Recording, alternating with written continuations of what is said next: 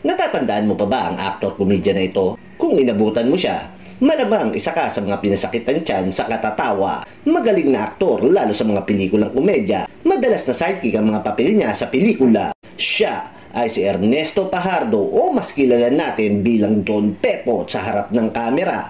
Ipinanganak noong November 6, 1933 sa Malabon, Rizal. Siya ay isang comedian, actor, radio host at screenplay writer. Bago pa nakilala sa mundo ng pag-aartista ang ating bida, naranasan niya magtinda ng dyaryo at mag-construction dahil sa hirap ng buhay nila noon. Unang nakita sa harap ng kamera si Don Pepot sa pelikulang Show Business noong 1964 na pinagbidahan ng hari ng komedya na si Dolphy. At mula noon, naging sunod-sunod na ang mga proyektong alok sa ating bida. Panoorin ang iba pang detalye na ating nakalap sa ating YouTube channel. Hanggang sa muli, paalam!